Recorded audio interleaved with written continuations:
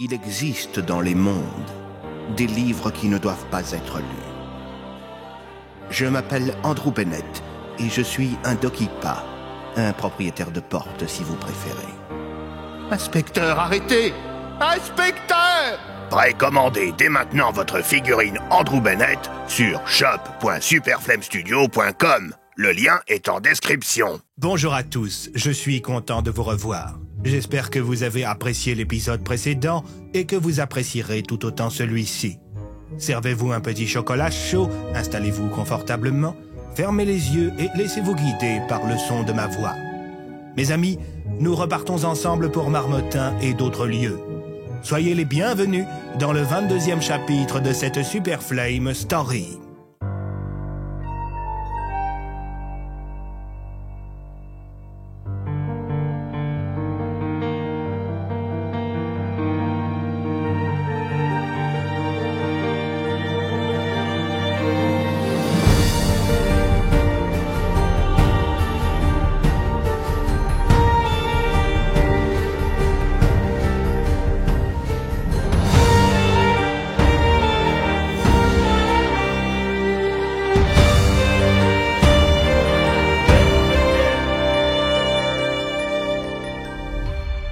Sombre blizzard, chapitre 22, l'antre du loup.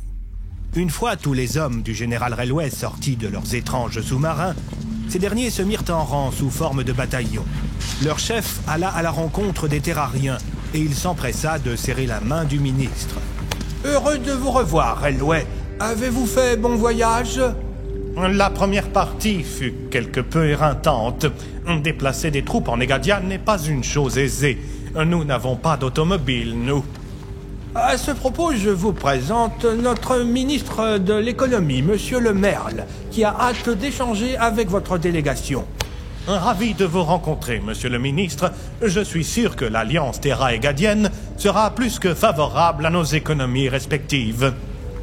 Nous en sommes convaincus, cher général Railway. Même s'il n'aimait pas les courbettes et les hommes politiques, Railway savait qu'il jouait gros sur ce coup. L'empereur lui-même comptait sur lui pour que les choses se passent au mieux, et il ne restait qu'une petite journée avant qu'il ne débarque à son tour avec sa délégation. Après avoir procédé aux salutations officielles, le général s'adressa à ses troupes. « Soldats de l'Empire, vous avez été sélectionnés car vous êtes les plus à même de sécuriser le sommet qui aura lieu dès demain. Aujourd'hui, vous n'êtes plus de simples soldats.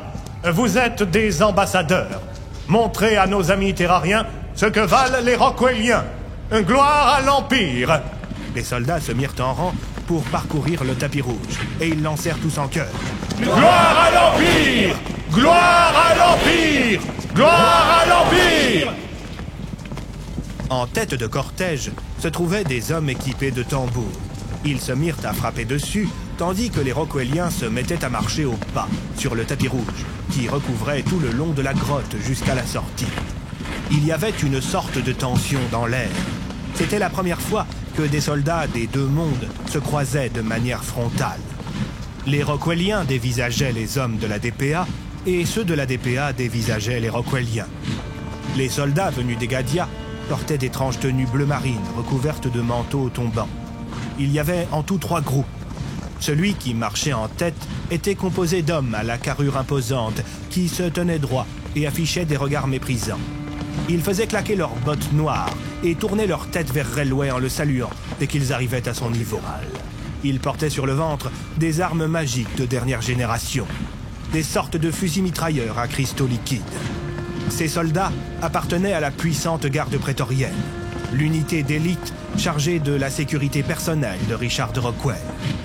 Juste derrière se trouvait une trentaine de gardes occultes, des hommes et des femmes portant de grands manteaux noirs et de grands chapeaux. Ils étaient très peu nombreux et tenaient contre eux non pas des fusils, mais des livres magiques.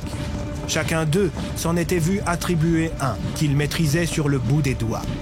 Leurs visages étaient pour la plupart mutilés, souvenirs cuisants de batailles abominables où tous les coups étaient permis.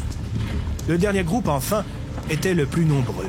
Il était composé de soldats dits de la régulière. C'était l'armée principale de l'Empire. Des conscrits, pas forcément très éduqués. Ils étaient plus petits que leurs camarades et clairement plus petits que les casques rouges. C'était lié à la malnutrition. En Egadia, la famine existait encore et il était rare de manger à sa faim. Beaucoup rejoignaient d'ailleurs l'armée, non pas pour avoir un bon poste, mais pour avoir de quoi nourrir leur famille.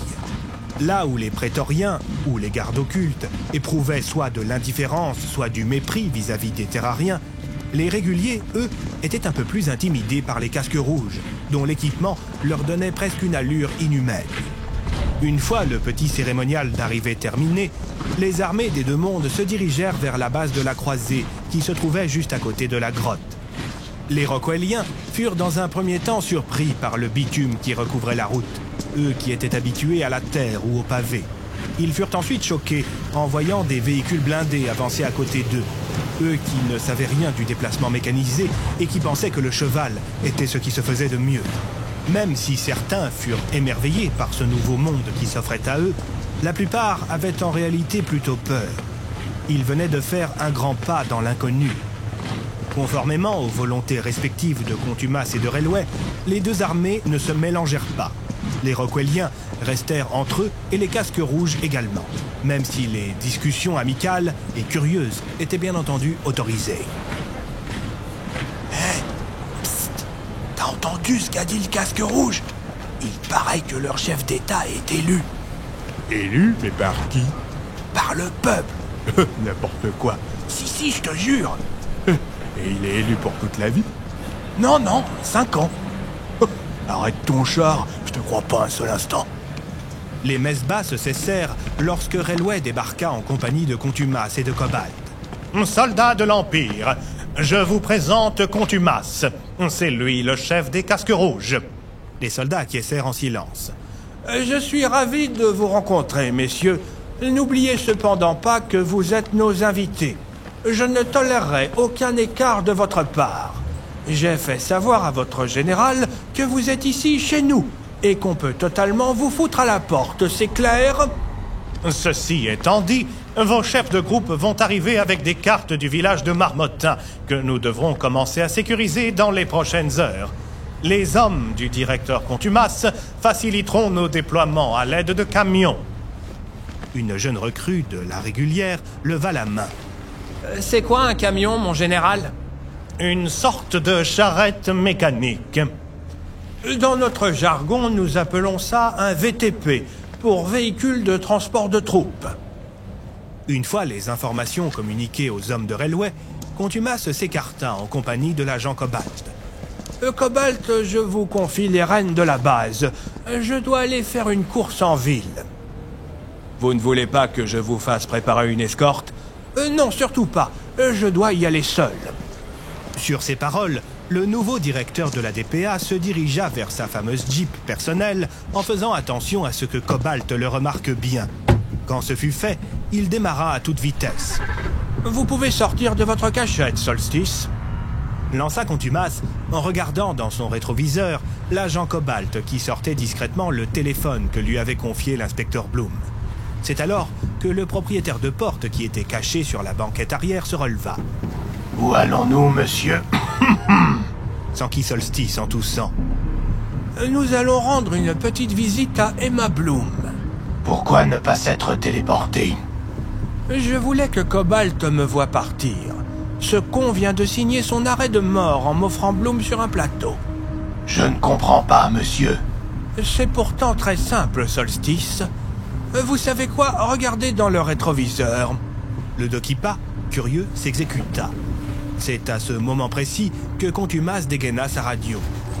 Tracker 2 pour Contumace. Oui, monsieur. A-t-il envoyé le message? Affirmatif, monsieur. Très bien, veuillez procéder. C'est alors que Solstice put voir dans le rétroviseur de la Jeep 5 agents qui sortirent de nulle part et qui plaquèrent au sol Cobalt avant de le menotter. Le propriétaire de porte fut quelque peu remué par ce retournement de situation. Ce fumier m'a trahi, lança Contumace. Et quand on me trahit, on paie le prix fort. Ne sachant pas vraiment si ces menaces s'adressaient directement à lui, Solstice ne répondit pas. Rico était en train de planer au-dessus de Marmottin. Outre le repérage des différentes patrouilles de la DPA, il essayait de repérer l'inspecteur Bloom. Hé Andrew, tu me reçois? Oui, tu l'as trouvé? Je crois avoir vu un gars qui lui ressemble vers le parc maçon, mais je n'en suis pas sûr. J'essaie de me rapprocher. Quand la Jeep de Contumace passa devant le parc, l'inspecteur la reconnut immédiatement. Il se mit à la suivre en restant à bonne distance. Contumace l'avait remarqué. Cela l'amusait au plus haut point. CDO pour DPA 001. On vous écoute, chef? Vous me virez toutes les unités qui se trouvent dans le quartier ouest de Marmottin. Vous n'interpellez personne, est-ce clair? Mais, monsieur... C'est un ordre prioritaire. Exécution immédiate. Sitôt dit, sitôt fait. Les quelques unités mobiles qui se trouvaient dans le secteur montèrent dans leurs véhicules et elles quittèrent les lieux en faisant hurler leurs sirènes, libérant la voie à la Jeep de Contumace, mais aussi et surtout à l'inspecteur Bloom, qui n'eut affaire à aucune résistance. Il était tellement perturbé qu'il ne fut même pas surpris de voir que Contumace venait de se garer devant une maison dépourvue de protection. Solstice, j'ai récemment remarqué qu'il vous arrivait de tousser. En effet, monsieur. Il faut croire que le remède n'est peut-être pas aussi efficace que ce que vous pensiez. Cessons sur le champ cette comédie, voulez-vous? Je vous écoute. Je ne sais pas si vous avez papoté avec Cobalt, mais je sais que vous êtes loin d'être bête. Vous avez sans doute dû comprendre que le remède que je vous ai donné est temporaire. En effet. J'ai caché une dose sous votre siège, et vous en aurez toujours suffisamment pour être autonome. Je vais vous laisser le choix. Vous pouvez soit partir, soit prendre cette dose. Mais sachez que si vous la prenez, je considérerai cela comme un renouvellement de notre accord, et vous me serez toujours redevable. Solstice hésita quelques instants avant de se résigner à fouiller sous son siège. Il en tira une capsule de remède qu'il brancha aussitôt sur son masque respiratoire.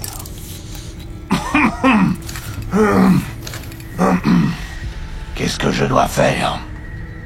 C'est très simple. Je veux que vous attendiez que Bloom soit entré avant de vous téléporter dans la cave. Il ne doit pas vous voir. Bon, très bien. L'inspecteur se cacha derrière une autre maison pour observer le chef de la DPA qui se précipita vers la porte. Contumace avança dans le couloir et il se rendit à la cave. « On ne vous attendait pas, monsieur !» lança l'agent, chargé de surveiller Emma et Valentin. « Visite surprise. Cassez-vous d'ici. Allez vous planquer à l'étage et vous ne faites rien tant que je ne vous appelle pas. »« Mais pourquoi, monsieur ?»« Obéissez, c'est tout. Allez vous planquer dans une des chambres au premier et quoi qu'il arrive, vous ne bougez pas. »« Bon, très bien, monsieur. À vos ordres. » lança l'agent en se levant. « Et tant que vous y êtes, essayez d'établir le contact avec les agents Winfield et Vega. Je n'ai pas de nouvelles d'eux depuis ce matin.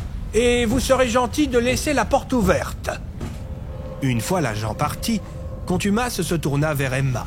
Cette dernière tremblait de tout son long. « Comment allez-vous, ma chère ?»« Qu'est-ce que vous voulez ?» demanda la femme de l'inspecteur en serrant Valentin contre elle. « Donnez-moi le petit, vous voulez bien ? J'ai envie de le porter. »« Non, je vous en prie, laissez-le !»